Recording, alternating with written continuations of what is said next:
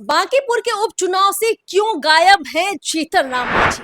भरत तिवारी की मौत पर खुशियां मनाने वाले मांझी क्या अगले बीजेपी के टारगेट हो सकते हैं? देखिए, बीजेपी का जो कोर वोट बैंक है वो हिंदुत्ववादी वोट तो है ही।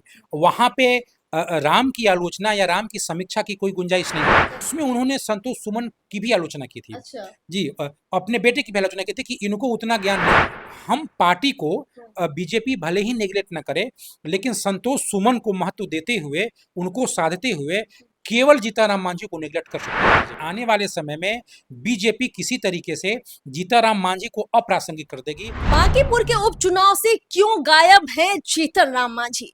भरत तिवारी की मौत पर खुशियां मनाने वाले मांझी क्या अगले बीजेपी के टारगेट हो सकते हैं?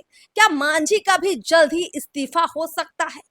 जिस तरीके से धर्मेंद्र प्रधान का इस्तीफा हुआ, क्या मांझी भी उसी लिस्ट में अब आगे आने वाले समय में शामिल हो सकते हैं? क्योंकि बांकीपुर के चुनाव में न तो मांझी दिख रहे हैं, ना ही उनके परिवार का, उनके पार्टी का कोई बड़ा चेहरा नजर आ रहा है। क्योंकि बीजेपी अभी तक यही कह रही है कि बांकीपुर का जो कैंडिडेट है नीरज कुमार सिन्हा, वो एनडीए का कैंडिडेट है। सब कोई प्रचार कर रहा है, पर मांझी जी नहीं। चलिए समझते हैं इसके पीछे की पूरी गणित और पूरा चुनावी विश्लेषण भी इस पर करेंगे। हमारे साथ रामबंधु वत्सन है। सर, आपका बहुत बहुत स्वागत है। क्या लगता है सर, मांझी जी ने जो गड़बड़ की थी भरत तिवारी के मामले में, बीजेपी उसी से बैकफुट पर आ गई कि नहीं, अब मामला गड़बड़ और ना हो? बिल्कुल, देखिए, मांझी जी जो एक एनडीए के ऐसे घटक दल हैं जो एनडीए के नैरेटिव को असंतुलित कर देते हैं। एनडीए में नैरेटिव क्या है, वो बीजेपी लीड करती है, चाहे वो धर्म का हो या कोई भी जातिगत हो। आप देखेंगे कि बीजेपी के नैरेटिव में जदयू का या चिराग पासवान का काफी सहयोग होता है, लेकिन उसको हमेशा अक्सर देखा जाता है कि मांझी जी आते हैं, उस नैरेटिव को असंतुलित कर देते हैं। एक तरफ भरत तिवारी फर्जी इनकाउंटर मसले पे पूरा जो एनडीए है वो एकजुट है।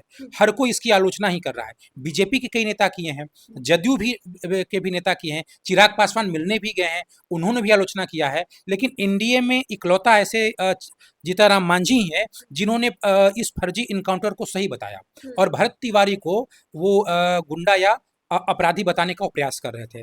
तो इस नैरेटिव को लेकर के भी उनको इस चुनाव प्रचार से इग्नोर किया गया है, क्योंकि प्रशांत किशोर ने इस नैरेटिव को बहुत ही प्रमुखता से भुनाया है। और भरत तिवारी फर्जी इनकाउंटर मसला बिहार का एक प्रमुख मसला है, जिससे लोग सरकार से और बीजेपी से आक्रोशित ये है। जातिगत मुद्दा भी बना हुआ है। बिल्कुल, ये जातिगत मुद्दा बना हुआ है और इस चुनाव में जो माना जाता है कि जो गैर कायस्थ अग्री जातियां हैं, भूमिहार हैं, ब्राह्मण हैं, राजपूत हैं, हो सकता है वो बीजेपी से नाराज हो जाएं, जनसुराज की ओर चला जाए। उसके पीछे का फैक्टर क्या है? पीछे का फैक्टर यही है, भरत तिवारी फर्जी इनकाउंटर मसला। अब इसको जीताराम मांझी इसमें जिस तरीके का बयान दिए हैं, हवा वो दे रहे थे। पहले से भी हवा दे रहे थे। दूसरी बात है कि आपको याद होगा कि एक बहुजन महापंचायत होने वाला था, ये भरत तिवारी इनकाउंटर के विरोध में, अब मतलब इसकी जो आलोचना हो रही है इसके विरोध में होने वाला था। और उसमें जीताराम मांझी भी जाने वाले थे, उसमें अशोक महतो जो आरजेडी के वो भी जाने वाले थे। और ये वहां जाते और इस इनकाउंटर को सही बताते। भले ही वो हुआ नहीं, वो महापंचायत हुआ नहीं, ये लोग गए नहीं, लेकिन इन लोगों ने जाने की सहमति दे दी थी। लेकिन मतलब एक मैसेज दे दिया कि दे दो दिया, हिस्सों में बटा हुआ है। बिल्कुल बिल्कुल। तो कहीं ना कहीं अभी जो जिस समीकरण और जिस मुद्दे पे चुनाव हो रहा है उसको असंतुलित कर सकते हैं जीताराम मांझी। जीताराम मांझी ने अभी एक और बयान दिया, भगवान राम के अस्तित्व पे भी बयान दिया। ये भी जो बीजेपी का कोर वोट बैंक है उस पे भी ये एक नेगेटिव प्रभाव प्रभाव देता, क्योंकि ये जो चुनाव हो रहा है ये बीजेपी के उम्मीदवार हैं। ये ऐसा नहीं है वो एनडीए के उम्मीदवार हैं, लेकिन उम्मीदवार तो बीजेपी के हैं, वो जदयू के तो हैं नहीं। तो इसको असंतुलित होने का डर था जीताराम मांझी के चेहरे से, इसीलिए उनको यहाँ पे दिया नहीं गया। अब यहाँ पे जो दलित की आबादी है वो लगभग 8 से 10% है, तो उसमें जो दलित नेता हैं वो जा रहे हैं, जैसे चिराग पासवान के भी लोग जा रहे हैं। और ऐसे भी बीजेपी जिस तरीके की समीकरण और जिस तरीके की अपनी जो स्टार प्रचारक की हुई है, वो बीजेपी के खुद के भी कई दलित नेता हैं, वो भी वहां पे जा रहे हैं। तो जीताराम मांझी अगर गए और मीडिया ने कुछ सवाल पूछा, फिर जैसे निशांत कुमार को बीजेपी ने जी प्रोजेक्ट किया, हाँ हमने देखा कि ग्राउंड पर निशांत कुमार को लेकर बहुत अच्छा मैसेज नहीं चलता है, उनके काम करने के तरीके पर सवाल उठते हैं, फिर भी बीजेपी उनको बांकीपुर के उपचुनाव के प्रचार में लेकर आती है निशांत कुमार को, पर मांझी जी को नहीं लाती है। देखिए, निशांत जी के साथ एक बहुत ही बेहद महत्वपूर्ण मसला जुड़ा है। जो जो शुरुआती दौर पे प्रशांत किशोर 3 मुद्दे पे काम कर रहे थे।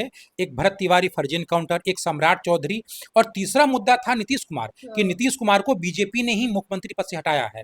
इसके ज़रिए वहाँ पे 34% अति पिछड़ी जातियाँ हैं बांकीपुर में। तो वहाँ एक प्रशांत किशोर मैसेज देना चाह रहे थे कि आपके नीतीश कुमार को बीजेपी ने हटाया है।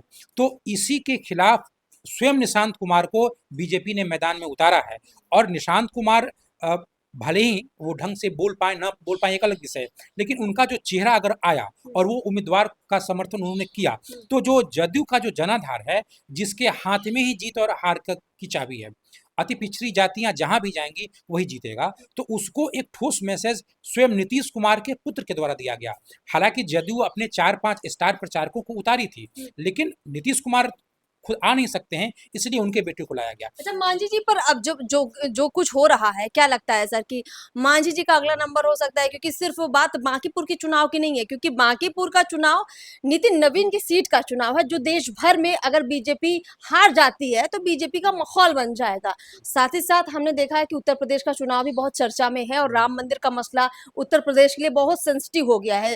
पहले दान चोरी होना, फिर राम पर अगर इस तरह की टिप्पणी मांझी करते हैं, तो क्या आने वाले दिनों में उनका इस्तीफा वगैरह हो सकता है?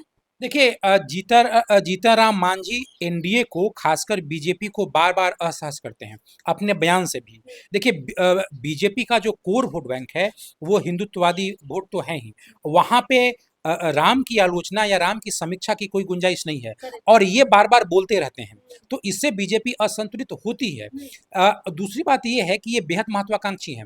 ये बार-बार में चाहे राज्यसभा की सीट हो, एमएलसी की सीट हो, विधायक की सीट हो या मंत्रिमंडल का कोटा हो, ये अपनी तुलना बार-बार चिराग पासवान की पार्टी से करते हैं, जबकि दोनों के विधायकों में बहुत अंतर है। दोनों का जो जनाधार है, आप देखिए कि दलित समाज का एक सबसे बड़ा हिस्सा चिराग पासवान के साथ है, उसका एक छोटा हिस्सा जीतनराम मांझी के साथ है। इसके बावजूद भी वो अपनी जो प्रतिस्पर्धा उनका चिराग पासवान के साथ है, वो भी बीजेपी को असहज करती है। दूसरी बात ये है कि कई दफा स्वयं जीतनराम मांझी ने भी अपने बड़े बेटे जो मंत्री हैं संतोष सुमन, उनको लेकर के भी कहा है ये कि मुख्यमंत्री बन सकते हैं और साथ साथ कहा कि वो मेरी बात सुनते भी नहीं है। अच्छा। अभी अभी आप भगवान राम को लेकर के जो उन्होंने टिप्पणी की थी, उसमें उन्होंने संतोष सुमन की भी आलोचना की थी। अच्छा। जी, अपने बेटे की भी आलोचना की थी कि इनको उतना ज्ञान नहीं है। हाँ। अब मुझे लगता है कि वो हम पार्टी को बीजेपी भले ही नेगलेक्ट ना करे, लेकिन संतोष सुमन को महत्व देते हुए, उनको साधते हुए केवल जीतनराम मांझी को नेगलेक्ट कर सकती है बीजेपी। चूंकि हम का रहना एनडीए के लिए ठीक है, पूरा जो दलित समीकरण है उसको एकजुट करने के लिए जीतनराम मांझी की पार्टी जो हम है वो एनडीए में रहे, बीजेपी के लिए बेहतर लेकिन है। सर बिहार में अब तो मांझी बीजेपी के लिए उतने जरूरी है नहीं, क्योंकि अब नीतीश कुमार पद से हट चुके हैं। अब पहले तो यही डर होता था ना कि नीतीश कुमार राजद के साथ चले जाएंगे, मांझी भी अगर चले जाएंगे तो बिहार में बीजेपी अकेले पड़ जाएगी और सरकार कैसे बनाएगी। लेकिन अब वो डर खत्म है, नीतीश है नहीं, मांझी की क्या जरूरत? देखिए, अगर आप जातिगत समीकरण के लिहाज से अगर आप देखें, अगर आप उसमें जदयू को अस्थायी तौर पे जोड़ लें, अगर जदयू हमेशा टिका रहा एनडीए में, तब तो मांझी की कोई जरूरत नहीं है। लेकिन मांझी जी के साथ एक विडंबना ये है कि वो जिस नैरेटिव के जरिए बीजेपी पे हमला करते हैं, उसमें वो अकेले अपने पार्टी में हैं। भले पार्टी के बड़े चेहरा हैं, लेकिन उनके साथ उनका बेटा भी नहीं है, उनका परिवार भी नहीं है, वो अकेले चेहरा हैं। दूसरी बात है कि अगर आप उनको हटा देते हैं, तो कहीं न कहीं जिस दलित वर्ग का वो प्रतिनिधित्व करते हैं, उन वो वो नाराज भी हो सकता है और वो इंडिया गठबंधन की ओर जा सकता है। दूसरी बात है कि मांझी जी व्यक्तिगत तौर पे बयान देते रहते हैं, लेकिन उतने बड़े चुनौती नहीं है। जैसे कि उपेंद्र कुशवाहा अपनी पार्टी को लीड करते हैं, उनकी पार्टी में क्या होगा उपेंद्र कुशवाहा तय करेंगे, चिराग पासवान स्वयं तय करेंगे उनकी पार्टी में क्या होगा। वैसी बात अब मुझे नहीं लगती कि मांझी के साथ बेटे की राह अलग है। उनके बेटे की राह अलग है, जो वो बोले भी सार्वजनिक तौर पे बोले भी हैं। तो ये मुझे लगता है कि आने वाले समय में बीजेपी किसी तरीके से जीतनराम मांझी को अप्रासंगिक कर देगी और उनके बेटे के जरिए उनको जोड़ के रखेगी। चलिए सर, बहुत बहुत शुक्रिया हमसे बातचीत करने के लिए। तो कुल मिलाकर बार बार जीतनराम मांझी की जो बयानबाजियां हैं उससे बीजेपी असहज होती रहती है और शायद इसीलिए बीजेपी अब बड़ा रास्ता निकाल रही है उनके बेटे संतोष सुमन के जरिए, जो उनका आधार वोट बैंक है जीतन राम मांझी का, वो शिफ्ट हो जाए संतोष सुमन की तरफ, और मांझी जी की बयानबाजी से जो बीजेपी को नुकसान होता है उससे बीजेपी खुद को बचा पाए। इसलिए हो सकता है कि भविष्य में बीजेपी कोई बड़ा फैसला ले। फिलहाल इस बातचीत में इतना ही, विश्लेषण में इतना ही।